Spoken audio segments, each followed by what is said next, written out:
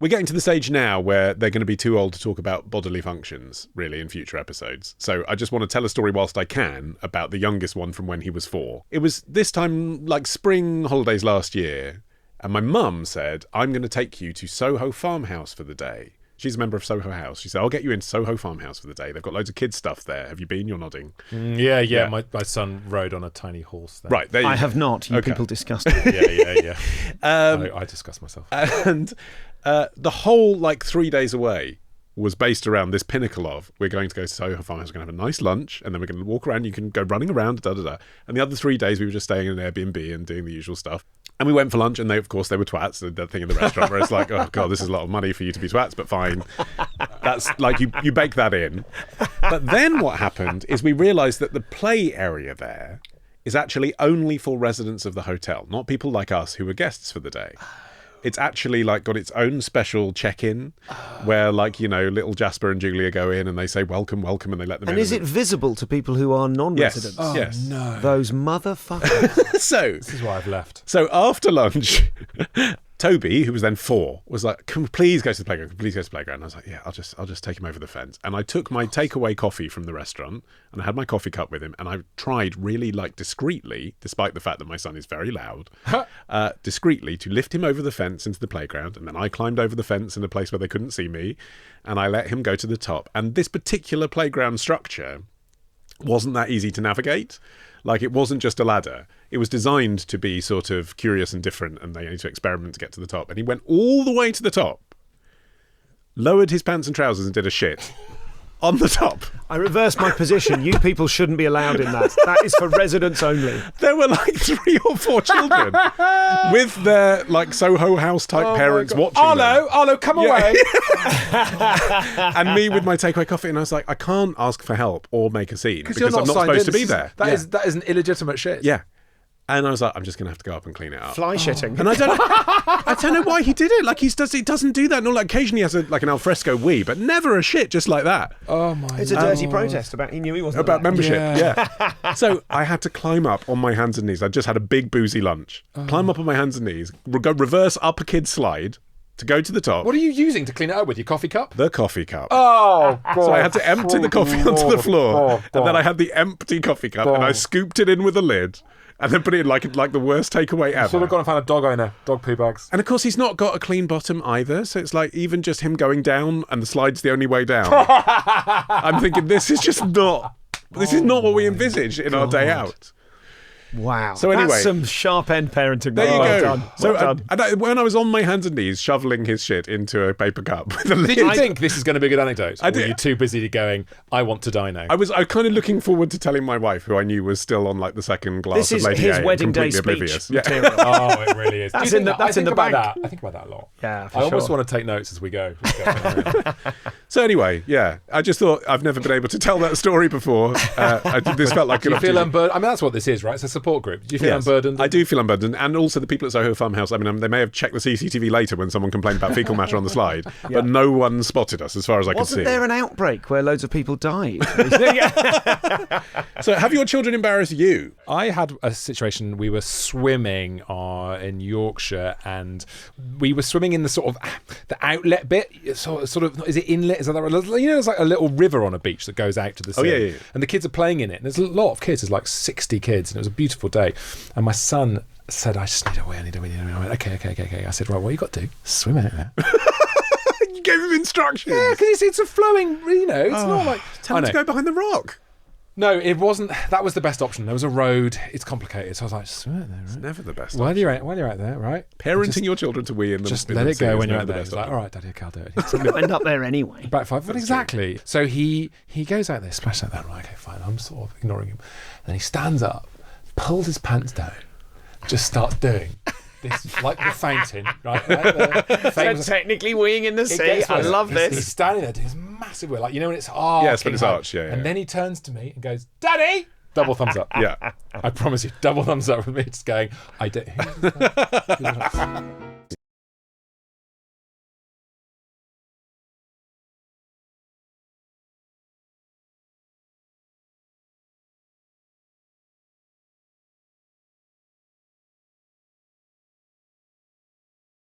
what is an ideal summer holiday for 2 kids? I've got a couple of tips on this. We did south of France. We did the Dordogne. Oh, I'm doing that this summer. Please tell me it was good. Oh, mate, it is geared up towards camping in a way that Britain is not. Yeah. So a lot of campsites have got a swimming lake with some inflatable stuff you can climb, or some, or they're next to a small Gulliver's type theme park, of like water slides and stuff. They're just geared up for it. People there are ready to be on holiday, and there are the sort of campsites where did I talk about this last time? We went to Hutopia, which is like it's like hipster centre parks, log cabins which are artfully positioned so you can't see anyone else's log cabin, and you're just in a forest. And you wake up in the morning, and the way it takes you a few days to relax on holiday, waking up in a log cabin on morning 1. Absolutely slammed on the brakes, and I was instantly relaxed. It was absolutely incredible. And they're really bougie, so they've got like a microwave and a fridge and what have you. But like a centre parks, there's a little swimming pool area with activities and stuff in the middle.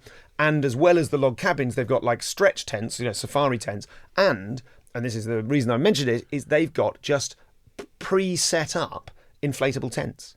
So you can go camping without having to take any camping gear. You take your sleeping bags and you take your clothes and your swimmies, and you just drive off through France, and you go, well, we'll stop there, and there's a tent, and we're camping, and we're just in a tent, and it's nice, but we don't have to put up a tent, we don't have to take down a tent, we don't have to carry a tent. It's just set up to have a nice time.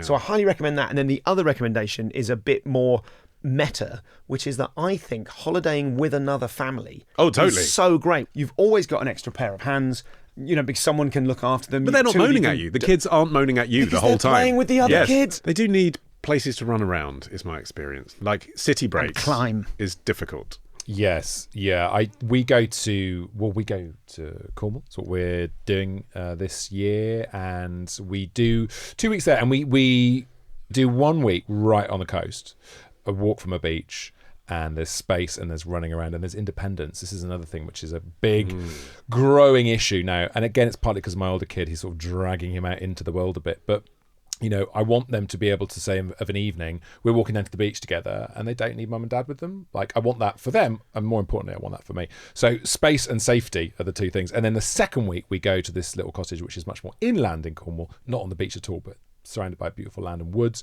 And again, off you go, guys. See you later. That's as much of that as possible. Yeah. Okay. So campsites, yes, easy to eat. I'm thinking about food. What about when you're on holiday and the choices are a variety of expensive tourist restaurants? You can choose the one that's posh, you can choose the one that's not posh, but they're all money.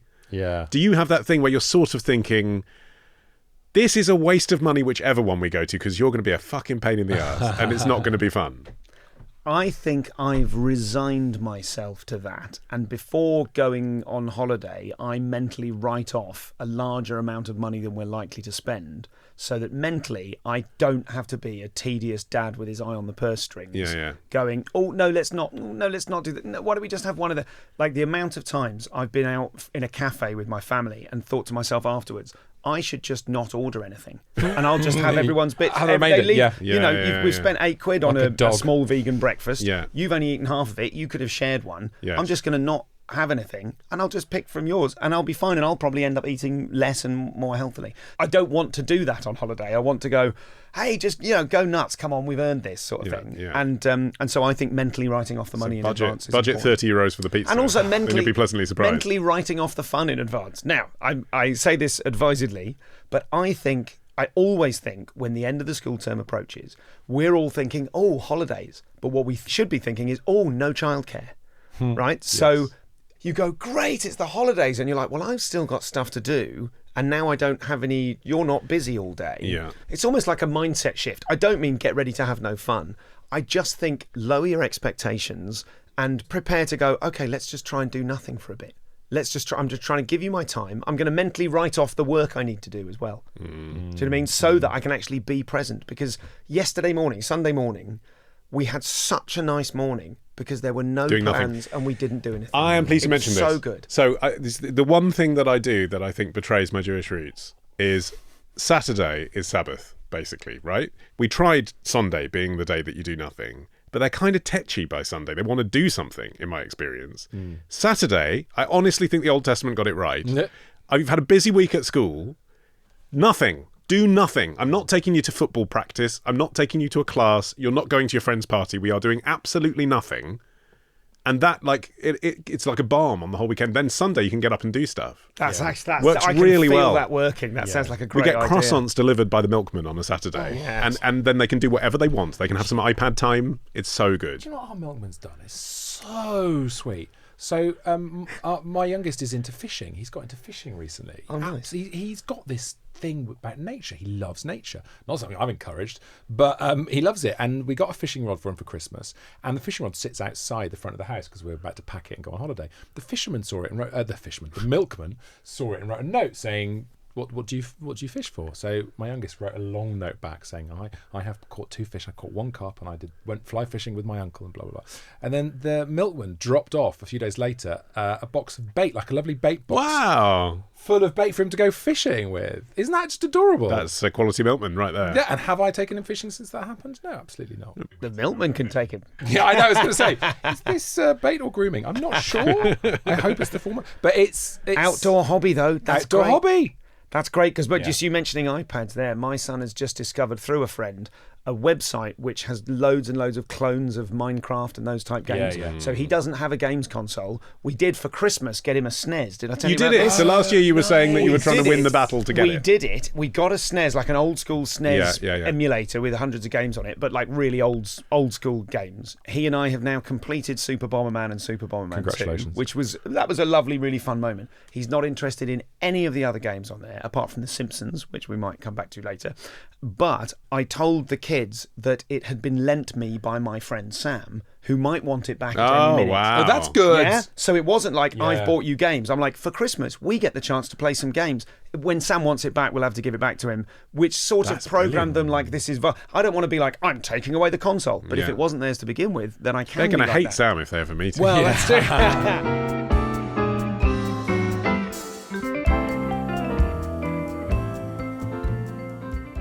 Something that you and your wife do, Tom, that is very funny, is every September when the kids go back to school. Oh, I love this. I see this. I always look forward to this. And I haven't got one for the meme is that people tend to put a picture of their kids standing on their doorstep back to school. About 10 years ago, right? Yeah, it's ages now. You did your first one. You said back to school. Well, the wording was always obligatory back to school photo. That's what people ended up doing. It was their doorstep. yeah. So Beth and I did a big obligatory back to school photo, and then the first time we did it, we had a beer and she had a bottle of prosecco. That was it. So the joke being the kids have gone back to school, hooray, Yeah. rather than kids have gone back to school, look how big they are. Yeah. And then every year you've had to double down on it. Yeah, so every year it's built. So it started off like that. Then the next year Beth got into full going into the spa kit, and I got my golf kit on, and we went, yeah. And she had a big pile of books under her arm. And then the next year we got an inflatable hot tub. I remember that on the front doorstep. That haunts me, that image. Well, of course, because Yeah. I'm topless. Yes. And I did a fountain of... as it was, Carver over the front doorstep. And then last year we had a small orchestra. I mean, amazing. Yes. But the joke Yes. is kind of, I'm really pleased to see the back of my children. It's not a joke. Do they know that joke exists? Yes. Yeah. How do they feel about it? They get it, and they find it quite funny. They've got a pretty rounded sense of humour about stuff, and they know they're exasperating, and they often lean into being exasperating. And Talk to me they're fine about with that. it. Well, I will. We will say to them very frankly. I don't want this idea that we're some sort of hermetically sealed parent droid. I say to them, we're tired, Mummy and Daddy. Do you know what? We haven't spoken to each other all day, so we're going to sit at the table. I'm sure you both do this. I'm going to sit at the table, and when you walk in the room and go, I've got to tell you something, you're going to have to wait, dude. Yes, we do that a lot. And yeah. sometimes when they go off to school, I used to stand at the school gates and start singing, today this could be the greatest. Like, they know it's a joke. They know they're very loved. They know fundamentally, obviously, we are fans of theirs, but them going off to school is a good thing for us. So they get that joke. However, every single year, increasingly, last year we had like 3.5 million hits on it. It was insane. I mean, presumably you're spending some money on this now. There's got to be Yeah, a there few was a hundred little quid. budget It gets last bad. year. Yeah. 30 quid or something. Yeah. But last year there were more comments than ever saying, look at the parents just trying to get clicks and be rude. Some people would love to have their kids around them. It's like, guys. So I don't know what we're going to do for this year. And this time of the year, as we're recording this in July, is when the pressure starts to build and people say, what? I'm not kidding. People say, what are you going to do? Do you know now? what you've done, mate? You've elf on the shelf yourself. Yeah, exactly. I really have. But the point is, it is about finding your children difficult to look after. So how do you survive the summer holiday? You know, Stu was saying prep yourself. Yeah. What do you do to gird yourself for the summer holiday? Camps, fundamentally. We find clubs for them to go to. Yeah. So we chunk it up. It is 6 weeks. So we just look at the numbers and we go, first 2 weeks, Cornwall. There's a week in August. We're off to Kent for the week for a junior golf thing, because both my kids love golf, right? Oh my God, if your kids are into sport, Golf surely that and helps fishing. your life. Oh my God. Sport. We just don't have that. So we've got 3 spare weeks. Now, we don't want to dwell on 13-year-old, because fundamentally we're not here to talk about really the 13-year-old, but he is kind of off doing his own thing a bit more now, so he will I'm go off. interested in that. Go on. Well, okay. When he you will want around go the corner. He will say, well, Thomas has just texted me, and he wants to go down there, shopping centre for a bit, and we're going to go and get lunch down there. Can I do that? And we're like, yeah, go on then. And then we don't see him for 7 hours. Yeah. And, don't make no mistake, I'm tracking him like a mother. Like, yeah. There's like a control Does centre. he know that exists? Yeah. A, his phone is not his, and I will check it constantly. And B, when he's out and about, I will look at it the whole time. So if he does anything like switch it off, I'll be like, I'll take the phone off you for a week if you switch it off. Like, I'm mad strict about that, so we can see where he is. We've chosen to live in central London, and I want my kids to be independent. Yes. And that may be very foolish, but at the moment, I really do trust both of them, actually. They go out a lot by themselves. They go up to, again, sport. They go off to, there's really good Astro and concrete playing grounds near us. And they go, we're going to the Astro with a football. And they come back in 2 hours, or they come back in 20 minutes, and it's fine. Yeah. So, in the short answer to that question, the way we get through some holidays is sport, but also, I'm very lucky because Beth is an author. She's around a lot, so she will be able to go. We'll go to my parents for a few days. She can take chunks as well. I think chunks is the way to do it, isn't it? Like turn the 6 weeks into, because it's a really long time. Just last night, my wife has done the big drawing that she does. Right. That thing and that thing, Yes. that's that. We're doing that. On the subject of sport, I had a sport breakthrough with the boy. I took it. I just feel like I've failed him by not getting him into football, right? And there has been a big division now at school where the boys are in. Most of the boys are into football or Fortnite, video games, or whatever. And the girls now, and my son is always. He's very frequently. He's the one boy at the party that the girls are having. So we've been aware of, like, there's this sort of drawing back, there's 3 boys that he hangs out with who are kind of like a little squad. I don't think they're a default squad, but they're not that sporty, and they're not girls. And the girls are kind of pulled back and all, whispering secrets to each other and stuff. So that's happening. And he'd love to be involved in that because he's messy as hell. He loves gossip and all the rest of it. But I did take him. I got a football and I took him out to the local park. And I was just like, let's just hang out. I'll just bring this with me anyway. I mean, and I'm not remotely into football. I couldn't give a toss. I've tried. I just don't care. But I said, well, do you want to play football? There's a goal there. Do you want to kick it in the goal? And he was like, no. So we played a different game with the ball instead, where I tried to kick it up some steps and he'd throw it down or what have you. I just stayed in the moment for a bit without applying any pressure. And he said, do you want to play nutmeg? I'm like, what's that? He said, it's when the two of us try and get the ball between each other's legs. And then we kicked a football around for 10 minutes. And while we were doing it, struggling not to cry, I was like, this is a life-changing moment of me and my son kicking a ball around, which we have never done. And crucially, the thing you said there about the fact you don't like football, I was never into football at all. It's that thing of going, I don't care what the sport is. There's something free associating in the moment. I want to say innocent about it, and it's a ball and just going backwards and forwards. And it's the first time, I'm sure I probably said it on this podcast like 8 years ago, it was the first time I remember spending time with my eldest when he was probably 3 or 4 and he was kicking the ball backwards and forwards with me, and I thought, we are doing an activity that I know for a fact I am enjoying as much as you are. And that was a magical moment. And obviously since then my relationship with both my kids has blossomed, so there's lots of those moments, but that was the first one. I would also say the sport thing, like, he's still so young that it's not locked in that he won't get into that stuff. And again, using because I've got the older kid thing, there's loads of boys especially who I remember being very Minecrafty, a bit Lego-y, and just not really into football. And I now know them as 13-year-olds and they do loads of sport. Like, it changes. I'm really interested in the idea of locked in, because I am starting to wonder which aspects of both my kids' personalities are like, this is going to be a thing. Do you know what I mean? You've decided that you're into this, and like, he does that. They both are this, and tell me if this is an issue or if you've managed to deal with this.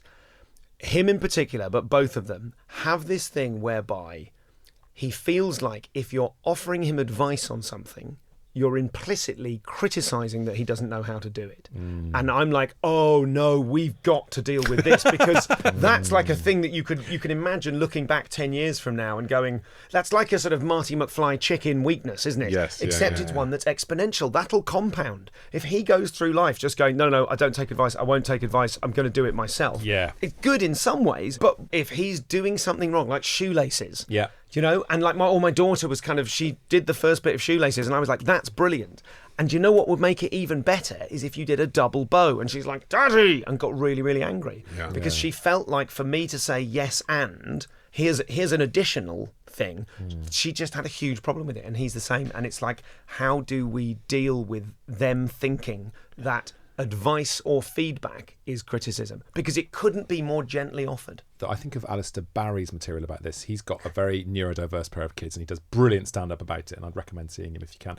And his kids have got a thing called PDA, or compulsive demand avoidance. And he talks about how if you offer it up and say, put your shoes on now, the barriers come down. And he talks about how you have to say, your shoes are over there. If you're going outside, that could be quite a good... Oh, that's interesting. And then letting them, almost a Jedi mind trick, so they go, I just had the idea to put my shoes on. Oh, I'm going to be trying that. Right? But I think, again, that is applicable here with advice, just saying, well, maybe, I guess the thing to do is maybe not just do it in pencil first. Some people do it in pencil first. I don't know what I'm talking about, when he's looking at drawing his I feel like I try and do that, but I think actually systemizing that is probably a good idea. Yeah. The one thing I've pinched off like an Instagram reel from some, ADHD parenting thing, and again, we don't have a diagnosis, we have no plans to get one, but clearly we recognise me in both of them and certain traits, but singing instructions to your children. Oh, yeah. Something melodic. I've just started doing the last 2 weeks. It's unbelievable. I'm not saying it works every time, but rather than put your shoes on, have you put your shoes on yet? Can you put your shoes on? That's the script of every morning for the last 8 years. Yeah. Instead of that, just like, would you please put your shoes on, friendo? Or, do you know what I mean? Just like that. And they're so much more likely because it doesn't sound like an instruction. Right. It's the same information packaged without the things that make them think they've got to do a job. You are the scenery and God and the weather to these kids. You are sitting over them, right? You are, whether you like it or not, absolutely this dome. You're in control. You're in control, but you're everywhere. It's not just a control thing. As soon as they open their eyes, it's something about you. Yes. Right? And as they get to this age, they're trying to wriggle through. So you have to go, no, wriggle away. Yeah. And see what and make mistakes. No shoes. You have 30 seconds till I lose my shit. Try that one.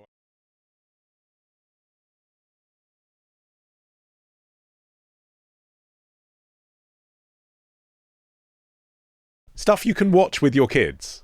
Yes. That has been the big revelation for me this year. Yeah. The older one is now old enough to choose to watch The Simpsons. Great. Brilliant. And he is starting on episode 1, series 1, which is insane, obviously. I mean, why would you? 100%. My boy's done the same. He's on season 10 now. Well, when it gets good, then you're home and dry. Well, he gets good from 3. Good? What? Season 3. Takes a while. Season 3 to 6 is probably gold era. Oh, yeah. Golden era is absolutely. Yeah. It drops off after 6. Yeah. Still good. And still up there on stars. season 37 or something, I think. Yeah. It's fantastic. But it's so funny. My youngest adores it. My eldest doesn't watch it at all, but my youngest adores it. The other thing he loves is Young Sheldon. Have you watched that with you? No. Oh, no. Okay. Really, really good. Young Sheldon is prequel to The Big Bang. Prequel to Big Bang Theory. Yeah. Oh, right. Okay. Really, really good. Aimed at young people. No. I think it's a 15. In fact, there's a lot of sex-ish jokes in there, and there's some quite mature stuff, but it's quite a good introduction to sort of topics and stuff. I did recently with my daughter. We watched The Princess Bride together. Oh, nice. Which I had really been building up to. Because my whole adulthood, I've said, The Simpsons is great or Pixar's great because you can watch it on so many levels. It's like great you are. But I was always an adult.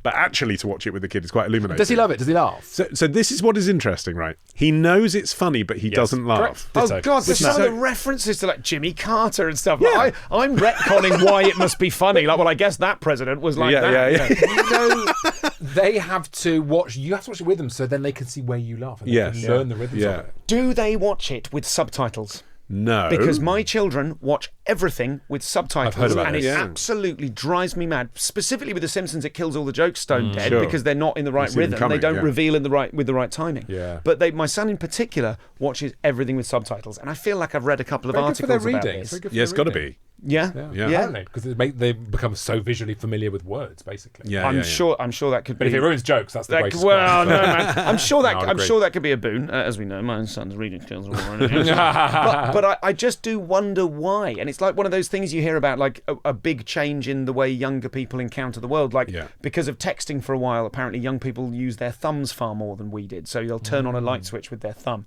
That's one of those visual kind of like, oh yeah, kids today watch stuff with subtitles. And it just annoys me every time we put on any platform. We've got to go turn off subtitles because he's left them on. It's interesting how much of it is about vibes.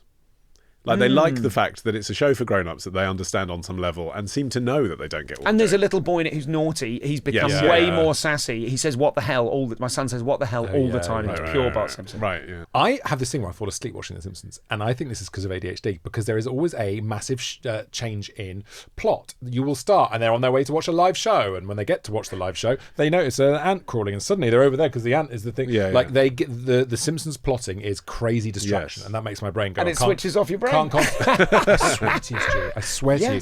I don't know if this. I've got to go and Google it, but I watch it, and every time I go, I have also fallen asleep in front of The Simpsons. I'm going to look into that. And you've got ADHD like me, and it's that thing of watching the thread. You've got to concentrate on the thread. But I think for kids especially, they really like that because the show. You will get to the end of an episode of The Simpsons and go, hang on, this whole thing started when they went to watch a show, and now they ended up with Homer being the president or whatever. Like it changes massively, and for kids, they really like that. Also, like a lot of things aimed at children, for example, the Harry Potter universe, it is a good starting point for some conversations about why we don't really do that anymore. The Simpsons was very progressive 35 years ago. Yeah, that's right. But there's an awful lot of male characters. There's precious few female characters. Yeah. There's loads of sexes in it. Mayor Quimby is sort of openly sexist, and that's the joke. And but that's easy, so that's a joke about the misogyny of the 60s, isn't it? Yeah, exactly. But try explaining that to a 9-year-old. Exactly. It needs unpicked, and it's like things are different now. And you know, my God, I was so proud of the boy. He said we were talking about this, and he said, yeah, because really, Ralph Wiggum, everyone makes fun of him, but he's just got additional needs. And I was like, yes, mate, yes,